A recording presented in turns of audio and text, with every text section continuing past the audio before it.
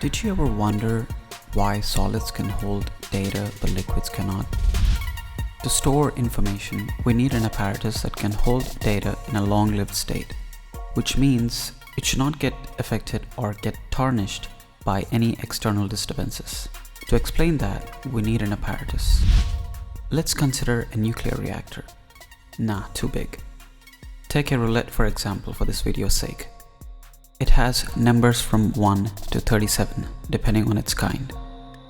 When the ball loses its momentum and lands in one of 37 numbers, let's call these locations where ball would land as pits or pockets. So the ball will land in one of 37 places, so it can use its location as a way of remembering a number from 1 to 37. If you consider this as a memory device to hold data, it is rather a sturdy setup, as the ball cannot be moved by small disturbances like slight jiggles or vibrations. To move the ball out of its position requires a very specific amount of energy than small disturbances. So a system that requires energy to change its state or its position, that system will be stable to hold data. When it comes to current memory storing devices, memory is stored in one of two ways, 1 or 0. These two states are easy to manufacture and work with, as you need specific amount of energy to alter its state. And when you bring a bunch of 1s and 0s together, it becomes a bit. These bits exist in a variety of ways, of which DVDs and hard drives are examples. If you were to look at a DVD on the readable side, you can spot the difference between an empty one and the one which had data recorded on it. The difference is the white shade spread across a readable surface.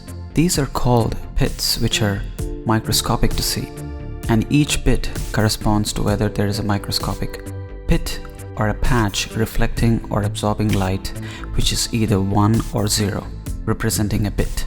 When it comes to a hard drive, there are disks that are stacked vertically, which are made of glass or aluminum, which is coated with magnetic material, and an actuator that reads the disk.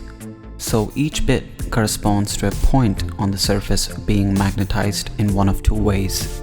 That's why exposing hard drives to strong magnetic field might corrupt the data on it. In chips or PCBs, each bit corresponds to a transistor being charged or not. Computers at high altitude, where the radiation is much higher, might experience data corruption, as the radiation might alter the charge in the transistor. All these systems need specific and the right amount of energy to either manipulate its state by erasing it or recording data.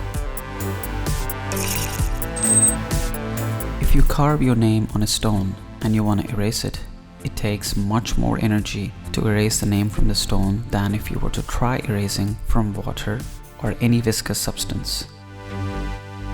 This is a Rosetta Stone, which is approximately 2000 years old.